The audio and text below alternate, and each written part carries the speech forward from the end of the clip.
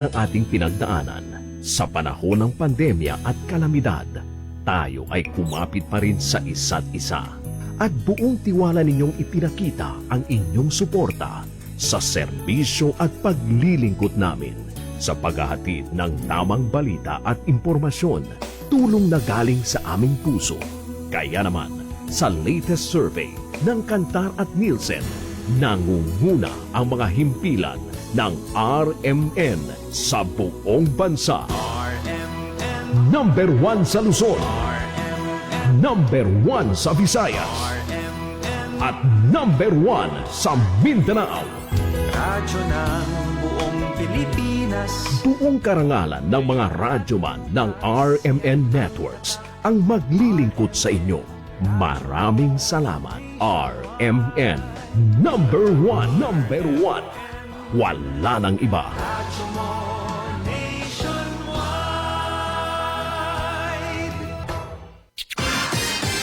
Ito ang DXMY. The Music and News FM station of RMN. Sa Cotabato. 90.9. DXMY. Oras mga kasama, alas 6:02 ng umaga. Tatak RMN. Minsan, hindi mo alam kung ano ang pinag-uusapan, kung sino ang nagtatanong, at kung ano ang tanong. Ngayon, ang tenga't isipan ay buksan. Intindihin ang bawat issue dahil tayo ang apektado. Straight to the point. Ito ang balitaan at talakayan na tunay na diretsahan. Walang paligoy-ligoy, tagos, lubos, umaagos. Straight to the point. Mas malamang usapan, mas mabusising talakayan, komentaryong mas mauunawaan. Straight to the point. Tatak RMN. Radyo mo nationwide.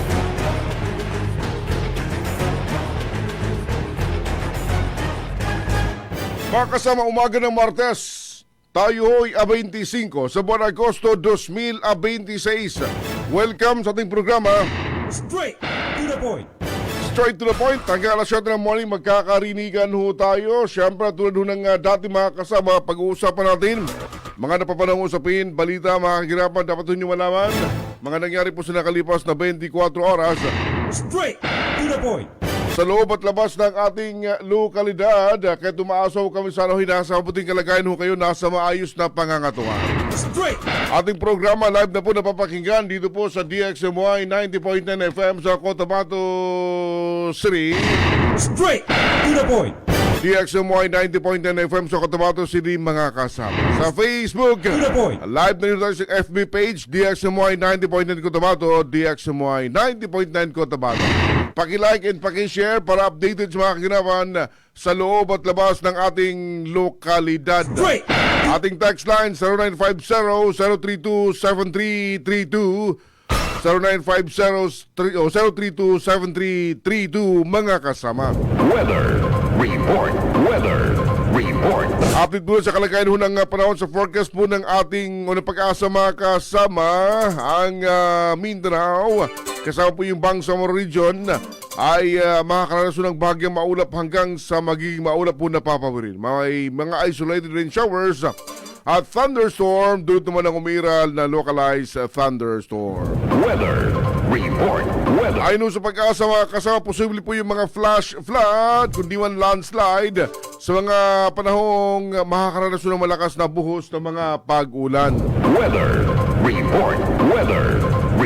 Ang temperatura ngayong araw nasa pagitan po ng 27.6 hanggang 31.3 degrees Celsius. Weather report. Sunrise 5:43 kanina, sunset naman 6:13 mamayang gabi. Weather report. Straight to the point. Straight to the point. Mga kasama sa muli, good morning. Straight. Good morning, kumusta kayo? Great. It's Tuesday, 25 na sa buwan ng Agosto. Straight to the point. Magandang morning, Radyo Manebsa. Magandang morning, Sir Erwin Mapia Mapita, mga kasama. Assalamualaikum warahmatullahi wabarakatuh. Straight to the point. Ang bahagi ito mga kasawatid sa atin ng BFP, Bangsamoro Federalist Party, number 4 sa Balota. Straight to the point. Again, Tuesday, Radyo Manabs, Martes. Straight to the point. Kumusta po inyong morning? Kumusta inyong gising? We do hope nasa mabuti ho kay kalagayan, nasa maayos na pangangatawan. Straight. Ang dami mga usapin, dami mga balita kaganapan. Pangyari ho sa nakalipas na 24 oras. Kahapon, pang day 18. Ng trial. Oh, impeachment trial. Straight to the point. Kung saan humarap mga kasama, extension to nung unang trial pa. O dahil kasi nung last week na-postpone. Dahil nga sa Bagyo. masamang panahon. Masamang panahon. So, humarap si, first name sa Acosta? Gina Acosta. Special Disbursing Officer ng Office of the Vice President mga kasama. Straight to the point. Ano yung term of the day kahapon? Straight to the point. Paulit ito binabanggit, si Colonel La Chica. Dahil siya yung nagpapatupad ng mga security project. Straight to the point. Kahit anong tanong na inais ipukol, umikot lang din lahat yung mga katanungan Radyo Manay sa mga kasagutan ni Madam Acosta. Straight to the point. Sa pagdinig kahapon, Straight. so ngayong araw magre-resume yung pagdinig. Sino ba yung mga inaasahan for today? Colonel din ba? Straight Colonel din. to the point. Kaya nga natanong kahapon ni Presiding Chair, dalawang colonel yung naka-line up ngayon. Ang tanong, yung ating hearing ngayong araw, ilang beses paulit-ulit na binanggit yung pangalan ni Colonel La Chica, ba't hindi kabilang sa invited for today? Straight to the point. Yun yung tanong ng Presiding Chair. Straight. Sabi naman panig ng prosecution, Straight. nasa listahan, Mr. Chair. Straight to the point. Para humarap sa pagdinig yung binanggit na opisyal, mga kasama ng AFP. Straight to the Dahil point. kay Mrs. Acosta, yung 125 million pesos na na-withdraw na Intel Fund ay ibinigay sa kanya o sa kanya na-disburse ng nasabing Special Disbursing Officer mga kasama. Dahil To the point. siya yung alam sa lahat ng mga Transaction. intelligence projects Straight. ng OVP mga kasama. Tulad na lamang nung pagtatanim ng tree planting na binabanggit. Straight to the point. Tree planting, pagbili ng mga silya. May tables and chairs pa na binabanggit. Straight to the point. And many others. Straight. Sa cross-examination naman, Straight to the point. napanood ba yung cross-examination kahapon? Hindi na masyado Hindi ko inabutin yung part din ng cross-examination eh. Straight to the point. Straight. Pero nagtapos kahapon yung pagtistigo To the point. ng Special Disbursing Officer ng OVP mga kasama. Straight to the point. Kumbaga, sabi ng ilang mga nag-observa, walang napiga. Tanging umikot lang doon lahat yung mga kasagutan, anumang yung mga tanong na naiso nilang itanong. Straight to the point. Samantala, mainit pa usapin mga kasama. Ito, interesting ito, Radyo To the Manebs. point. Lalo na sa mga nasa, sabi natin, nakaupo ngayon. Ano mga opisyales ng atin hong barangay. Straight to the point. Dahil kahapon, dyan sa Senado, right after nung, o before ata, nung Trial. trial, ay nagkaroon ng meeting. Nagkaroon mga kasama ng pagpupulong at humarap Straight to the point. sa pagpupulong sa ilalim mo ng Senate Local Government yung mga concerned personalities, pakabilang dyan yung COMELEC, DILG, and iba pa mga kasama.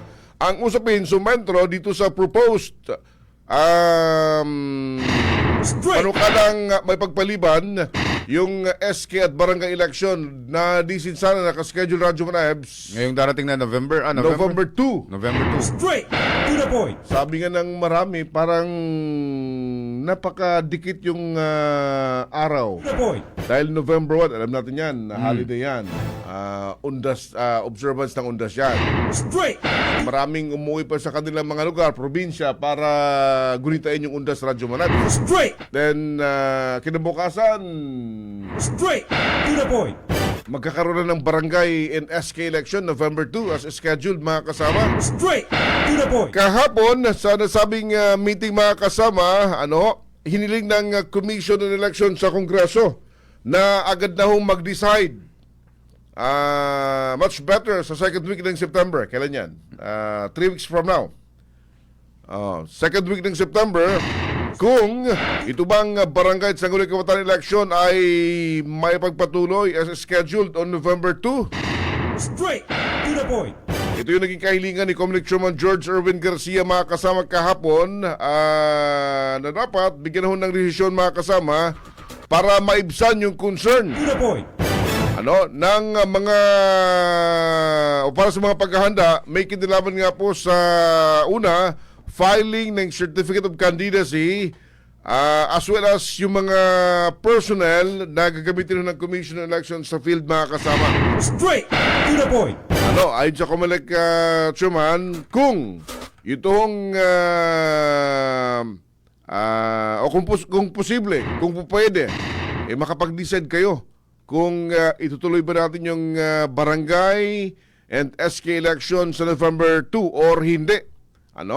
At least September o second week round ng September, mga kasama, ay mayroon na ho magiging desisyon itong Kongreso. Straight. To the point. Dahil yung filing pala ng COC, malapit na. September 28 hanggang October 5, mga kasama. Medyo hassle ito para sa... Siyempre, kasi ang Commission on Election, itong nalalapit na halalan para naman sa BARM. So, sunod-sunod na yung kanilang mga activities na gagawin. Oo, sunod-sunod nga. September 14, and then filing September 28. 8. So, ilang araw lang, ilang linggo lang. Mga siguro, 2 linggo lang yung kanilang pahinga. And then, ayan na naman. Oo. Sabi ka ng Comelec, kung talagang i-postpone, o kung hindi man, o kung ituloy man, dapat second week ng September, To the point. meron na ho kayong desisyon para hindi na tayo magkapasubuan pa. Straight. Oo. To the point. Yan yung kanyang nabanggit kahapon. Base sa panukala, ito maganda ito, Radyo Manebs. Kung sakasakaling magiging batas ito, magiging maganda ito para sa mga nakaupong opisyalis ngayon ng barangay. Straight. Gawin natin yung mga barangay officials na itinuturing ng mga working officials.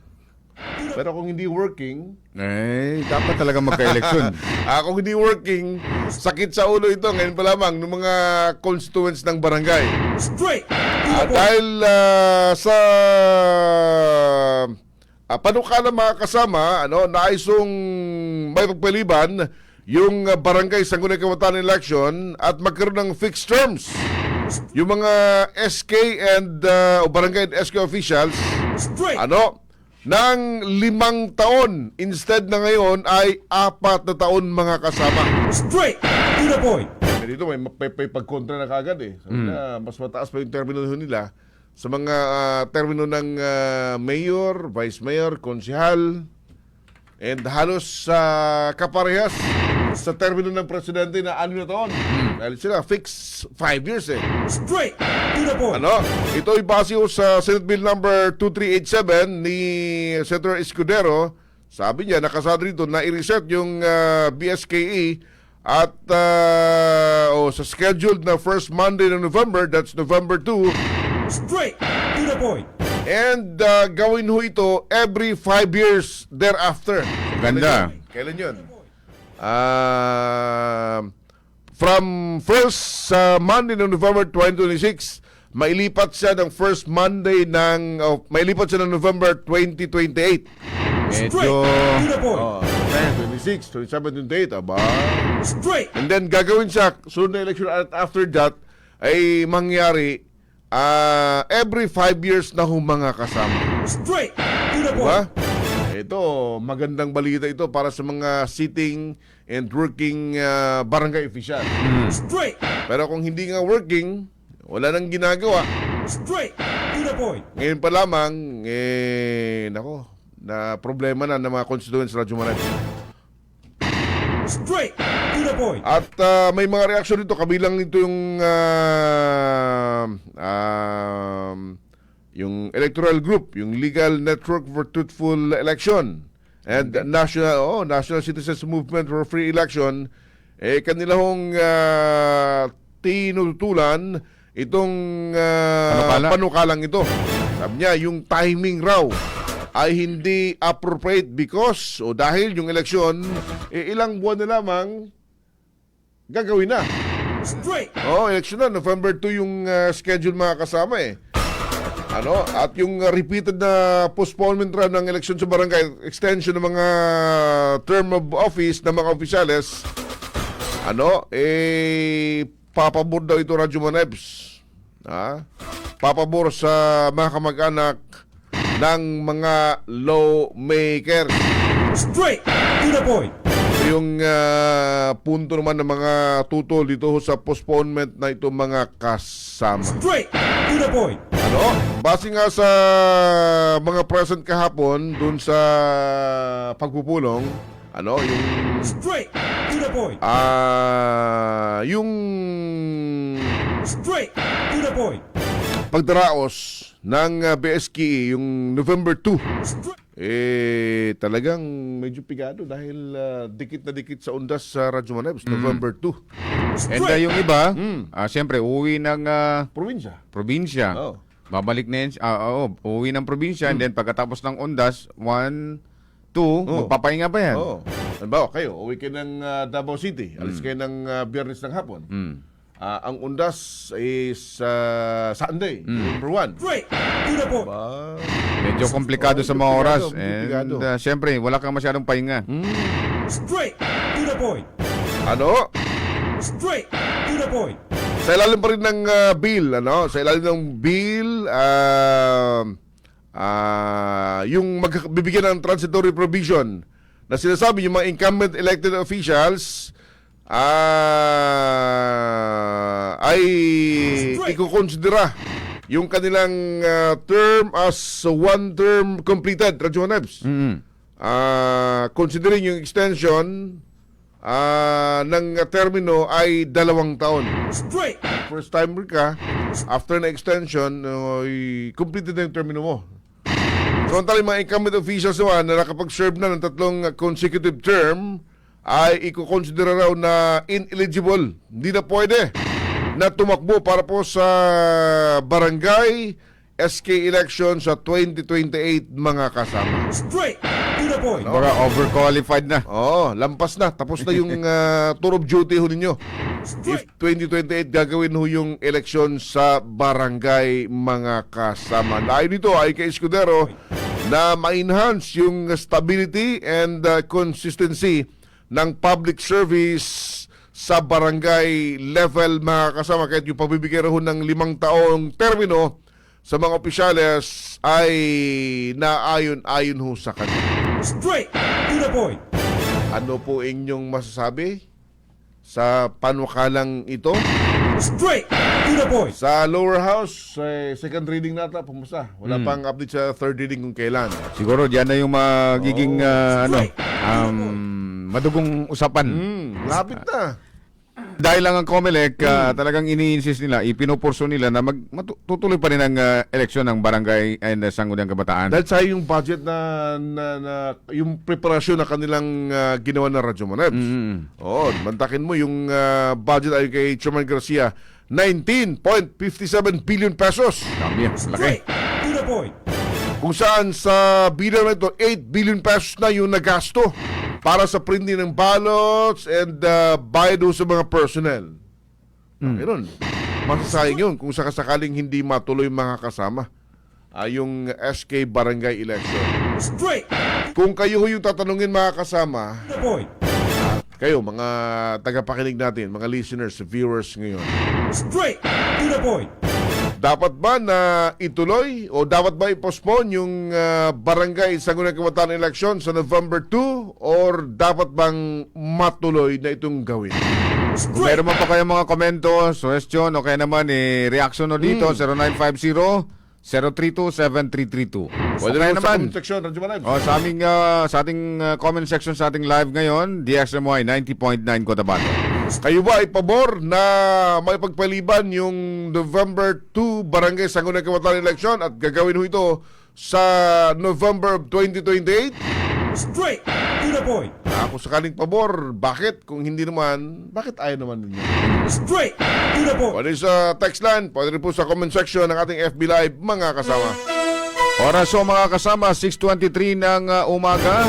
Ang oras, hatid doon ni Boots Malang, kumakandidato sa unang distrito ng Special Geographic Area sa ilalim ng BFP Party number 2 sa Balota. To the point. At hatid din doon mga kasama ni Sultan Dato Teng Gumbila, first nominee ng traditional leader sa ilalim ng BFP number 2 o number 5 sa Balota. Straight to the point. That time check is brought to you by Centrum Silver Advance. May nutrients adjusted for age 50 plus. Tulong para malakas ang resistensya, healthy heart, and sharp memory. The #1 multivitamins for age 50 plus. This time check is brought to you by MX3. Dito ako believe. This time check is brought to you by Gold Eagle Beer. Pagkatapos sumabak, relax. Gold Eagle Beer. This time check is brought to you by Nescafe Classic. Mag-Nescafe Classic araw-araw. 100% puro at natural. Pinakamasarap na black coffee. This time check is brought to you by Kidney Care. Likayi ang dialysis o ubang problema sa kidney. Mag-Kidney Care. This time check is brought to you by Simdex D. Suggested retail price of Simdex D is still at $3.50. This time check is brought to you by Tanduay 5 years. Tibay ng loob, tibay Tanduay. This time check is brought to you by Cobra Energy Drink. Ang liwanag na ito, nasa loob mo. Para sa amin, pag meron ka nito, wala kang talo. This time check is brought to you by iBerry Gold. Mas daghan ang lutin, mas epektibo, mas klaro. This time check is brought to you by Milo. Drink Milo every day.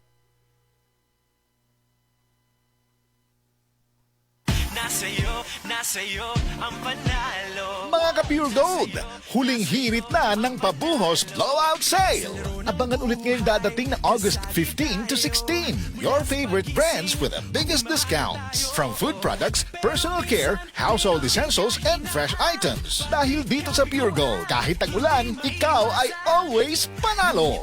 Promo runs from August 15 to 16, 2026. Available at select Pure Gold branches in Luzon, Visayas, and Mindanao. Check out the official Facebook of Pure Gold for the complete list of stores and promo details. DTI Fair Trade Permit number FTEB 258020 series of 2026. Dito ka lang, always panalo. Dubai na to. Malaking desisyon kasi, sir. Ipagdadasal ko muna para hindi ako magkamali. Ganyan ang Pinoy. Ang Pilipino, maka-Diyos, madasalin. Isang paalala mula sa MX3, naniniwalang mabuti ang Pinoy. MX3. Tunay, natural at original.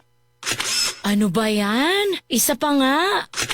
Ayoko talaga. Can't get the perfect shot, mga idol. Kulang ba minsan ng confidence pag tinitingnan ng skin sa pictures? Nako, ganyan din ako dati. Parang laging dull ang skin. Kahit anong lighting, kahit anong filter, kulang sa kinang. Buti na lang, gumamit ako ng bagong White Rose Papaya. May double whitening ng papaya extracts and vitamin B3. Clinically proven magpaputi in as early as 7 days with regular use. Papaya puti, papaya fast. Mga idol, eto na ang sagot. Available sa mga grocery stores at supermarkets nationwide. Bili na ng White Rose Papaya. Papaya puti, papaya fast. White Rose Papaya with vitamin B. Manufactured by ACS Manufacturing Corporation. ISO certified, world-class quality. ACS. Ahoy! Kidney Care time! Ako si Alan taga Toledo Negros. Sang una, wala gyud ko kabantay nga naa na di ay ko'y problema sa kidney. Sige kong pangihip isang gabi ug usahay mo hubag akong tiil. Pirmi ko kapuyon, nabala ka gyud ko sa akong kahimtang. Nakadungog mong guguan nang ni kidney care nga mo akong gisulayan sir. Action mo sig minor gi sir. Nag-inom ko kada adlaw og niagi ang 3 ka bulan. Dako gyud ang kausaban. Mas gan na akong paminaw na wala tong hubag ug lagsik na akong panglawas. Salamat gyud sa Kidney Care. Ang Kidney Care ay mabibili sa Mercury Drugstore at mga suking butika. Ang Kidney Care hindi gamot at hindi dapat gamitin panggamot sa anumang uri ng sakit. Sakit nga likod ug hawak, ngulngul nga mga kasukasuhan, hawoy nga kaluwasan, aniya na ang Nance Liniment Oil. Ang tubag sa mga kasakit, gama kini sa mga natural na mga elemento sa mga tanom. Maayo kini sa mga adunay arthritis ug rayuma. Pwede sab kini sa mga buros ug mga bata, labi na sa adunay pinakang lamok ug uban pang mga insekto. Dakong tabang usab ang Nance Liniment Oil para sa mga na-stroke ug paralisado aron mas mapadali ang ilang pag-recover. Kinisab ang mga ginagamit sa mga masahista ug mga asawa aron siguradong wagtang ang mga panuhot ug pamugnaw ni Mister. Nance Liniment Oil, sukad kani adto hangtod karon, mabati ang tinuuray nga haruay nga pamati. Nance Liniment Oil, available sa tanang butika. Mga idol, ramdam nyo ba ang epekto ng araw at polusyon? Yung kahit anong gawin mo, parang nawawala ang kinis at puti ng balat. Ang hirap, 'di ba? Ako rin dati. Ang hirap i-maintain ang kutis na fresh looking kapag araw-araw kang exposed sa usok at talikabok. Buti na lang, may bagong White Rose Papaya. May double whitening ng papaya extracts at vitamin B3. Clinically proven magpaputi in as early as 7 days with regular use. Papaya puti, papaya fast. Available ito sa mga grocery stores at supermarkets nationwide. Bili na ng White Rose Papaya. Papaya puti, papaya fast. White Rose Papaya with vitamin B. Manufactured by ACS Manufacturing Corporation. ISO certified, world-class quality. ACS. Para di madaling masira ang ngipin ng pamilya, ngayon pa lang, Unique toothpaste for brushing every after kumain. Dahil ang Unique toothpaste, may Max Protect formula. Ngipin ay Max Alaga, Max Protektado pa. Help stop cavities even before they start, while keeping breath fresh with regular use. Unique toothpaste for brushing, para siguraduhin ngipin ay Max Alaga, Max Protektado pa. Unique Max Alaga, Max Protektado with Unique toothpaste maximum fluoride protection. Manufactured by ACS Manufacturing. ISO certified, world-class quality. Radyo mo nationwide. Oras so mga kasama sa buong kapuluan, 6:30 na po ng umaga.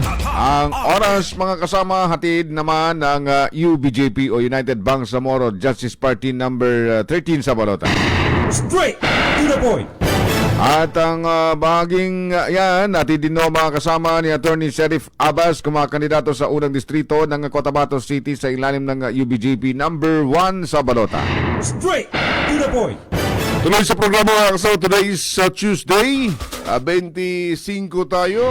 Straight to the point. Sa buwan po ng Agosto 2026. Straight Sa mga lokal na mga usapin mga kasama, kagabi Radyo Manabs. to the point.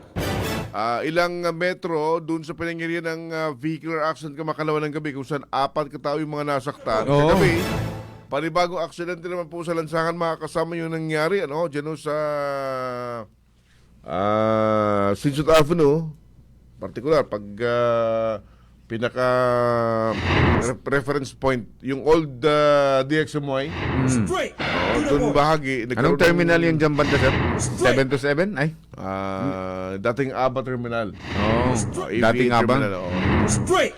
Nagkaroon ng vehicular accident, makarang masagi ng isang motorsiklo yung tumawid na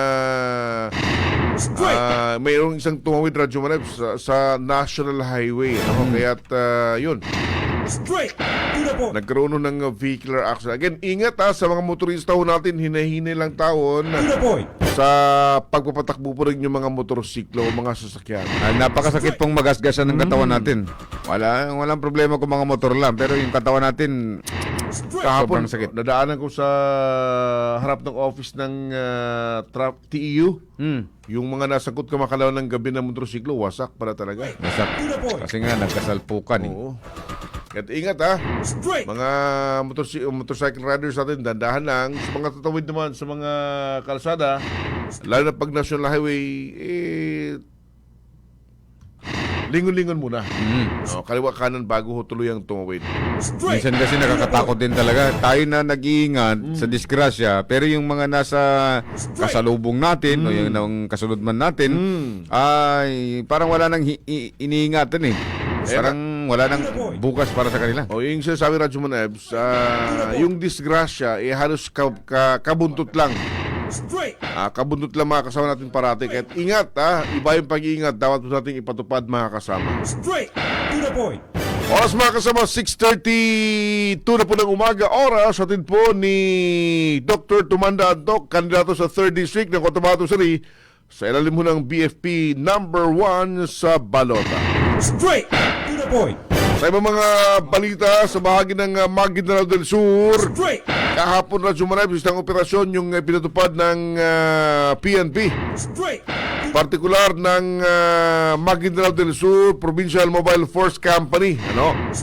Yung kanilang hepe, yung nangunaw rito, si Police Lieutenant Colonel Erwin Tabura Radyo Manebs.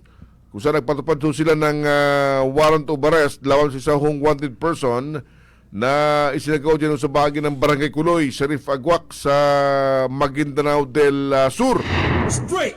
At sinasabing target sa implementation ng warrant itong si Rambo London Giasalim alias Rambo o alias London. Sinasabing wanted sa kasong murder na may warrant of arrest mula sa RTC Branch 15 mga kasama. Straight to the point. Ayon ho sa nilabas na ulat ng PNP Maguindanao Sur, sa halip na ho na sumuko, nagpaputok na ho yung suspect gamit yung kanyang caliber 45 pistol nang dumating ho yung operating team. Kaya't doon na nagkaroon ho ng palitan ho ng putok mga kasama, and dito ho tinamaan yung target. Kasi sabing sinugod sa pagkamutan, pero binawian ho ito ng buhay. Declared dead on arrival mga kasama. Straight to the point.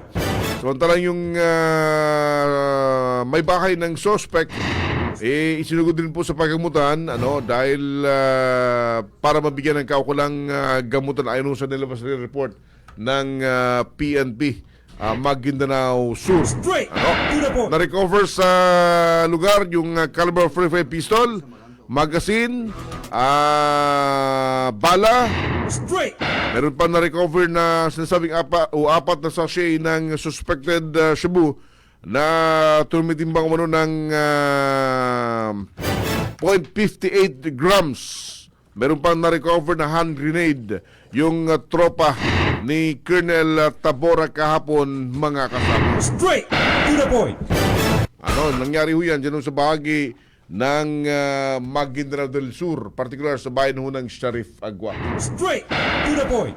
Samantalang sa kabilang probinsya naman, Radyo Manebs, dito sa may LDS, binabanggit, may bago namang nakuha ang mga otoridad ng LDS PPO. Malaki lang ito, Radyo Manebs, para sa report. Oo, yung 15.29 million pesos. Daming pera. Kung nakalusot ito, maraming masusunog ang baga. Straight to the point. Ng mga smuggled cigarettes. Talaga hindi pa rin maubos itong mga smuggled cigarettes na ito. Kaya nga. Nasa linya para sa ating follow-up ngayong umaga, ang Provincial Director, mga kasama ng Lanao del Sur PPO, si Police Colonel Cesar Kabuhat. Magandang morning po, Colonel Kabuhat. Sa DXMI po, kasama si Manager Sir Erwin Kabilbigan at Eb Sabang po. Good morning, Colonel, sir. Good morning, Ebs. Good morning, Sir Erwin. Ay buntag sa tanan. Mayong buntag po. Unahin muna natin itong 15.29 million pesos na halaga ng smuggled cigarettes. Paano po ba ang nangyari, Colonel, sir, at nakasabat po ang mga operating troops? Well, intel-driven to. Ang main pa natin dito si ADG with the local police natin. Yung based on the report na nakuha natin sa kanila, ang mga suspect natin is from Zamboanga City. Yun nga ang pa natin. Nakapasok sa atin itong mga tao na to. Kasi ang intel report namin hindi na halos ng daan kundi tubig. But right now parang siguro may nagbabantay na rin doon. So they tried na makuha nila ito. Ito puro taga Zamboanga. Nakuhanan natin ito na malaki-laki ito. 18 overall na 18.3 million na ebidensya at dalawang sasakyan.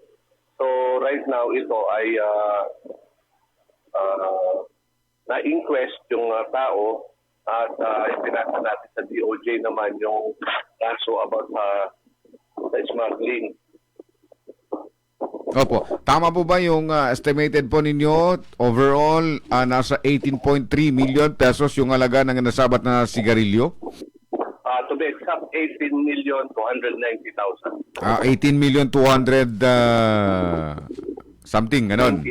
290. 290. 18,290,000 pesos. Dami. Opo, binabanggit nga ninyo, Colonel Sir, dalawang sasakyan yung kargaan ng mga nasabing kontrabando, illegal smuggled cigarettes. Gaano ba kalaki itong binabanggit na dalawang sasakyan na ito? Yung isa 10-footer na Mitsubishi tapos yung isa ay JMC close pan.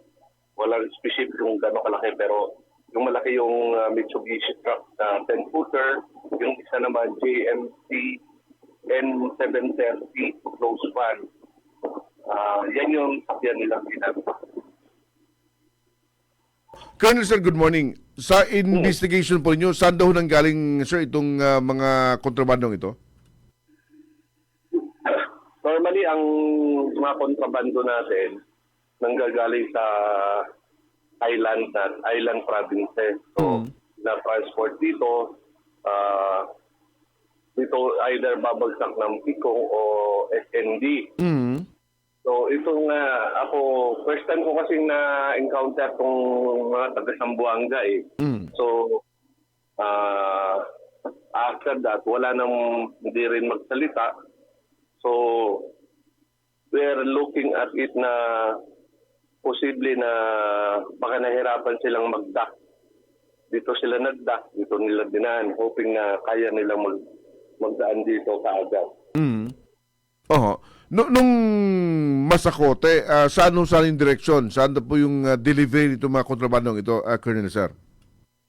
Well, dito sa Marantau, so probably dito papasok yan ng Marawi. So, either Marawi or dadaan ng Marawi, aakyat dito papunta ng Lanao Norte or Bukidnon. Ayan yung ruta na yan eh. Ilan katao naman yung kasama o yung sakay ng dalawang mga sasakyang na naharang po at pinagkargahan po mga kontrabando? Apat. Dalawang driver tsaka tag-isang pahinante. Taga saan naman ito, Colonel Sir? Yun nga, sabi ko, puro taga Sambuanga. Okay. Oo, Sambuanga City. So, first time ko na-encounter sila. So, we're waiting ko ano yung report ng intelligence, but yun ang dapat, sabi ko nga sa baba, na i-monitor paano nakapasok yan taga Sambuanga and bakit parang ang lakas ng loob nila na dumaan dito sa kasi bihira nang dumadaan dito sa main road. So akala nila siguro hindi na masyadong mahigpit ang mga checkpoint natin at ang tropa ay nag-relax na rin. Sa ngayon wala pang ikinakanta kung ang mga yung apat, kung sino yung owner, sino yung utos sa kanila, Colonel Sir? Wala pa yun din ang namin. So hopefully, habang tumatagal sila sa kulungan, baka sakaling makapag-deal tayo kung magkakaroon ng yung lawyer natin na makapag-deal na magkanta sila at mabawasan ang kanilang kaso. But we will try yung ganong style, yung ganong approach. Medyo masama yung parang tipon ba? Kaya yung boses. No problem po. Ano po yung maging disposition una doon sa apat and doon po sa mga smuggled cigarettes dahil sa kote po? Well, yung apat na inquest, antayin ko kung ang alam ko the last time is nasa Marawi o Marantau siya nakakulong. Yung smuggled is nasa Marantaw pa waiting for proper disposition ng DOJ. So pag meron ng order ang DOJ, probably ang mangyayari niyan, dadalhin namin sa custom sa Iligan for disposal. Ayun, malino po. Lastly po, sir, ito mga sigarilyo na ito, anong sigarilyo ba itong nasabat to, sir? Ano ito? Mix na, mix? Ito, ha? Opo. Master Boss Q. Boss Q, Green Hill. Green Hill, saka Boss Q. Boss Q. Boss Q. Para mga bagong pangalan, Colonel, ah. Bago? Bagong pangalan. Itong Green Hill, ano to nakikita ko na sa report ito. Pero ang Boss Q, parang bago ito. 383 master case ng Boss Q, 173 master case ng Green Hill. Saang median, Colonel, sir? Na mga sigarilyo yan? Yan ang hindi ko alam. Wala, hindi nakalagay sa packaging niya. Wala, oo. Sige po.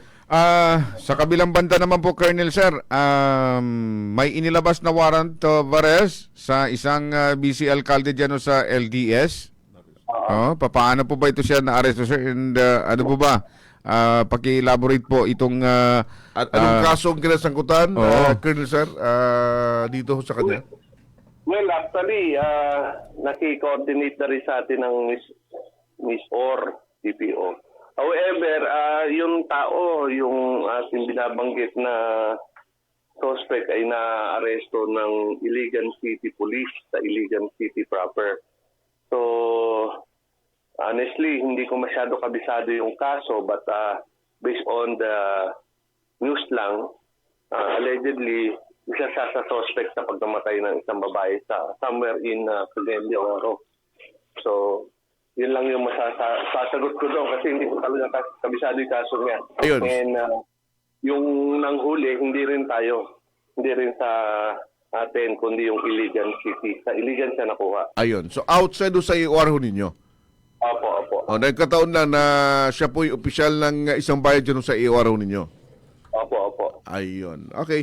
Sa kabilang banda, ito, pinag-uusapan yung mga preparasyon natin sa papalapit na first parliamentary election. We understand, dyan sa area ho ninyo, maraming mga identified as nasa red category. Kumusta so far yung situation, Colonel, sir?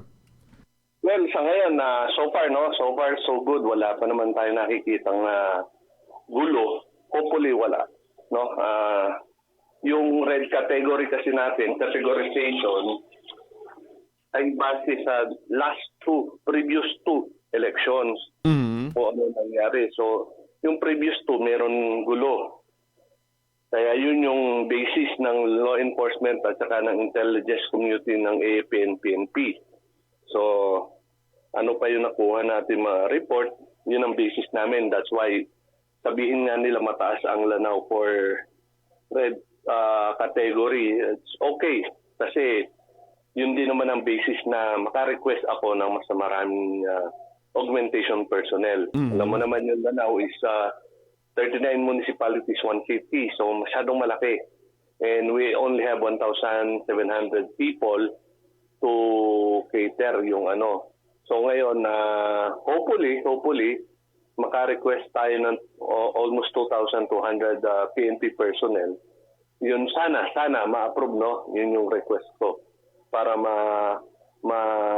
makampante tayo sa darating na BPE.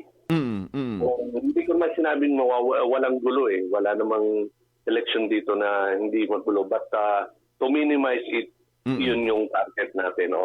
Ayun. Out of 39 municipalities, 1 cities, ilan ho rito yung nasa red category, Colonel? Kung may data ho kayo. 21 tayo. Marami nga. Oo, marami.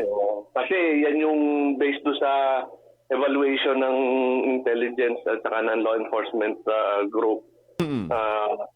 Yan yung may previous o prior na incident ng last two election. Itong 21, may nabawas na rito as the process ng itong election process, itong election period ay ginagawa, Colonel, sir? Wala pa. Wala rin kaming nabago. walang nabago. Alam niyo naman nangyari do sa nangyari diyan sa ICM, so mas pinaigtin pa namin yung intelligence namin at saka yung preparation. So hopefully walang mangyari sa darating na election. So darating bukas, meron kaming regional joint peace security council meeting. Itatakil namin yan. But sa provincial, I think the Philippine Army will agree to us na maayos namin to. Kasi kaming deployment plan ng Army, so maganda naman. Pero yung deployment namin this is on the 21 red category. So maximum utilization talaga ng personnel yun. Sana po. Wala na po kaming katanungan, Colonel Sir. Baka meron po kayong panawagan, mensahe po sa publiko, siyempre sa mga taga-LTS. Go ahead po. Well, meron tayong kaso ng founded body, parang na-rape, no? I-advise din po ko na lang na yung suspect ay umamin naman sa police station natin. So, on that day na nang pinatawag sa police station, nag-inquire sa mga tao doon sa lugar kung saan nangyari, ay after mga about 10:30 tumawag si COP at umamin yung tao. So, nasolve na natin to. Teka sandali ha. Sige po. At medyo tayo. Sige po.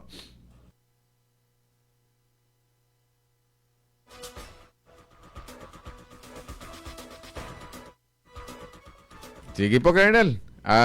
Anyway. Sige po.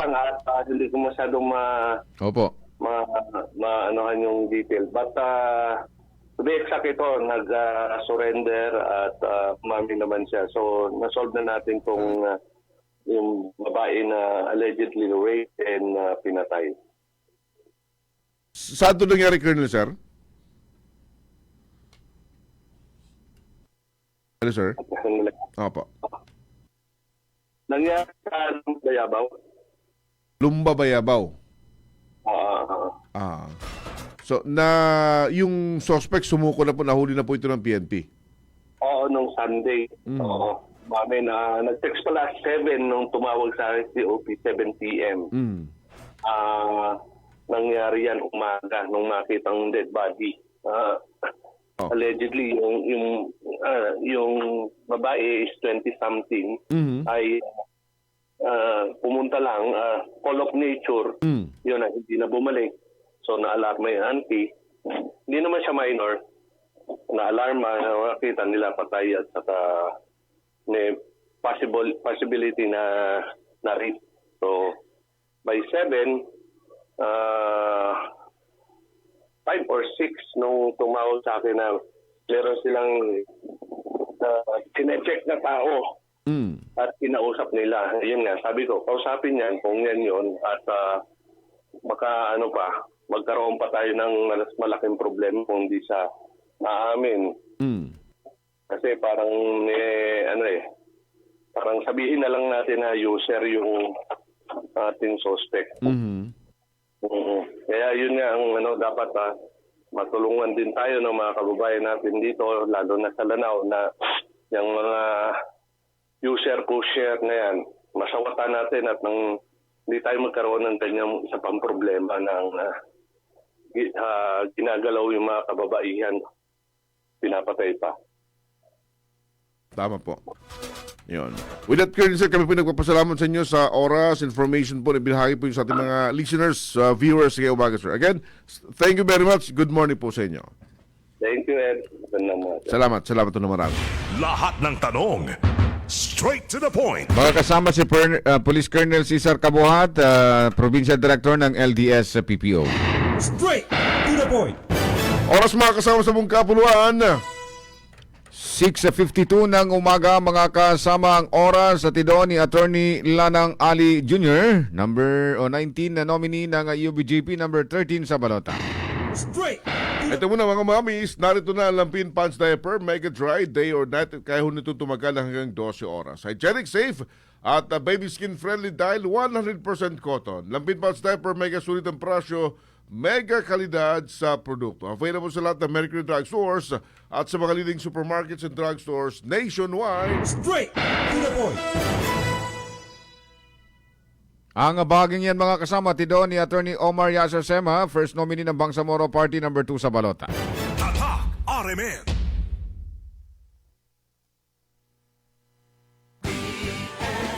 Para sa bayan, BFP para sa hangarin. BFP number 4 sa balota. Iboto para sa Bangsamoro.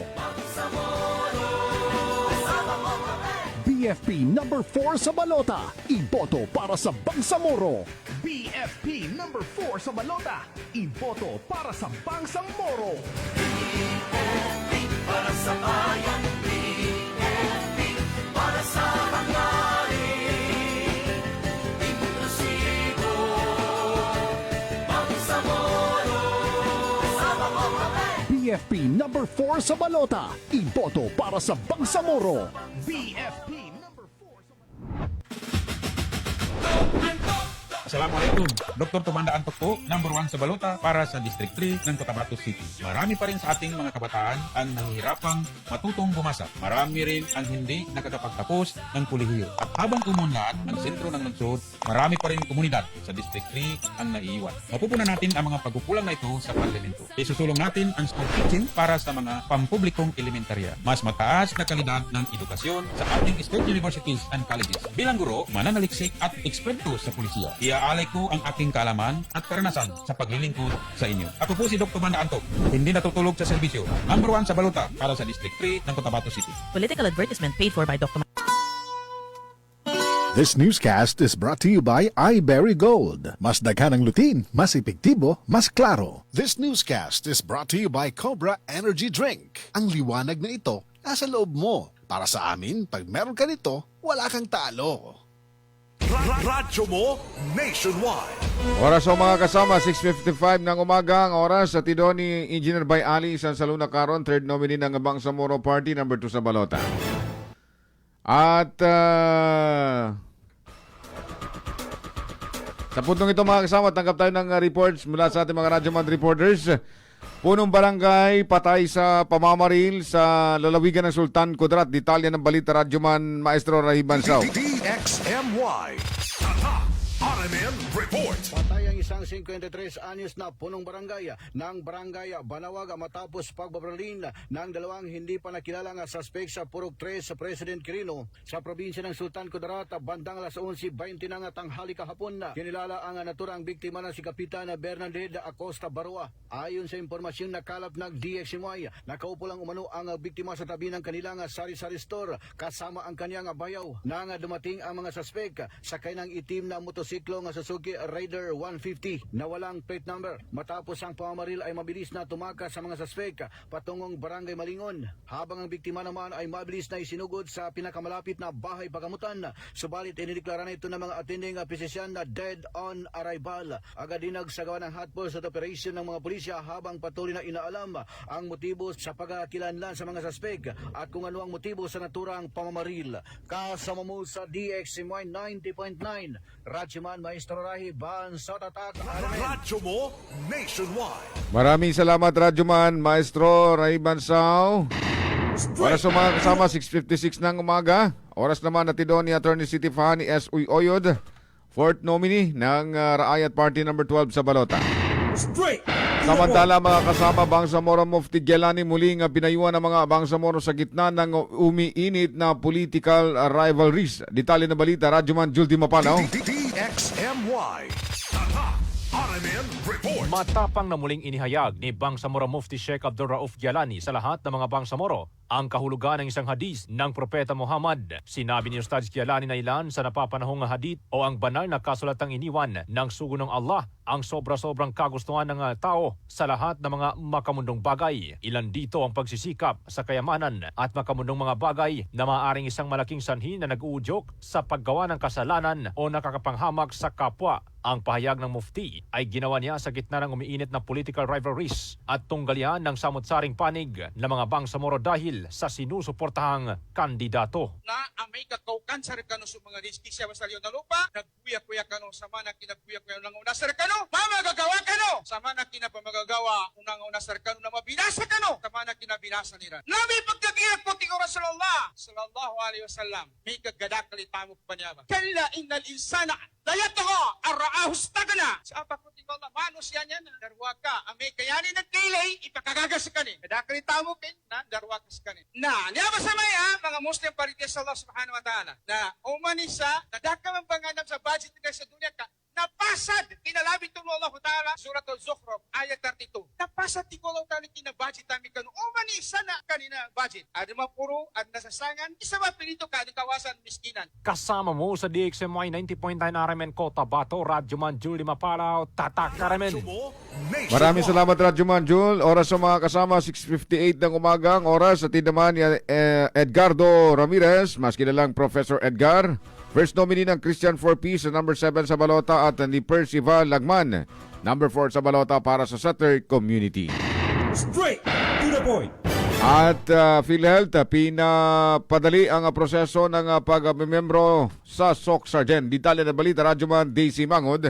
DXMY. RMN Report. Patuloy na isinusulong ng Philippine Health Insurance Corporation o PhilHealth ang mga hakbang upang gawing mas mabilis, madali at accessible para sa mga Pilipino ang pagpaparehistro at pag-aasikaso ng kanilang membership. Kabilang dito ang paggamit ng mga digital platform gaya ng PhilHealth Member Portal at eGov PH Super App kung saan maaaring magparehistro, tingnan ang membership records at contributions, mag-update ng impormasyon at pumili ng Yakap Primary Care Clinic. Ayon pa kay PhilHealth 12 Public Relations Officer 3 Hana Naanep, para naman sa mga nais magparehistro ng personal, maaari pa rin magtungo sa pinakamalapit na PhilHealth Office o Local Health Insurance Office at magsumite ng PhilHealth Member Registration Form o PMRF. Magdala lamang ng government-issued ID. Sa ngayon, mas pinadali na ang ating membership registrations. Pwede na nilang i-utilize yung ating online registration para sa kanilang pagpapatala sa PhilHealth. Maliban dun sa ating over-the-counter transaction na pwede nilang gawin sa ating mga local health insurance offices. Kailangan lang nilang mag-fill out ng ating PMRF or PhilHealth Member Registration Form at magdala ng any identifiable document and supporting documents katulad ng kanilang birth certificate, or photocopy of birth certificate, single photocopy of marriage certificate kung married, or any government-issued ID for that matter. Ang tinig ni PhilHealth 12 Public Relations Officer 3 Hana Naanep, kasama mo sa DXMY 90.9 Radyo Mandesi Mangud, Tatak RMN. Radyo mo nationwide. Maraming salamat Radyoman Daisy. Samantala, good morning muna sa ating mga viewers. Ibrahim Latip, morning. Ng Poblacion 1, si Bay Gira Urak Osman, salam Sir Ed and Sir Erwin, Mapia-Mapita, maraming salamat DXMY. Dito sa Tamuntakawan, nakatunin kami. Dito gusto namin ay tuloy-tuloy na ang BSK election at kung ma-extend naman, okay lang din dahil wala naman kaming masabi sa aming kapitan. Ayos Si Farid Abdul Rahman Impal, good morning. Ng Taviran, Kabuntalan. Morning. Si Matwa Manguda, good morning din. Sara Sakandal, good morning. Si Samsudin Mama Saunda, good morning din po. Si Bainor Dumatos Sultan Sanday. Good morning. Good morning Sir Erwin at Sir Ebs. Dito sa May Rosales, papuntang Kakar, mga dumadaan dito na motor, kung may magpatakbo, wagas, pati patay, nakakabangon. Grabing kawawang disiplina. Grabe. Kawalang disiplina to. Hinahinay lang. Morning kay Darwin Doliente, ba? Morning po. Pinsan, good morning. Oh, minsan ha. Si Mohay Pradya muna, good morning din po. Shane Santiago, good morning Idol Erwin and Idol Els. Pa-shoutout po sa Alien Family, Ulubalang Family at Santiago Family. I'm watching here at Zamboanga City. Good morning. Simbay Adam, good morning din. Si Jaime Ignacio ng Awang. Si Musag Yabar ng saan ito? Walang lugar. Si Bay Umukol Sumitimbang Waya at si Sir Elmer Bong Angeles. Morning. Straight to the point. Meron pa? Meron pa sir, Pabul. Sige. Abdul Jambar, good morning naman ng Barangay Maluaw, Sitio Purok, Sabang, Tigawayan. At si Merlin Sanchez Seranimo, good morning. Good morning. Straight to the point. Sige, paalam tayo Radyo Manabs. Maraming salamat to sa inyong lahat mga kasama. Ngayon po ay araw ng Tuesday, Salasa Saguna, 25 sa buwan ng Agosto, taong 2026. Sa ngalan nun ng ating mga partners sa ating technical, Radyoman Chief Alvin Casillon, sa digital si Radyoman Ricardo Madamba Jr. Ating coordinator, Radyoman Maestro Rahib Bansao. Kami pong inyong mga nakasama, Radyoman Erwin Kabilbigan, Radyoman Absabang, Tatak Arimen. Radyo mo nationwide.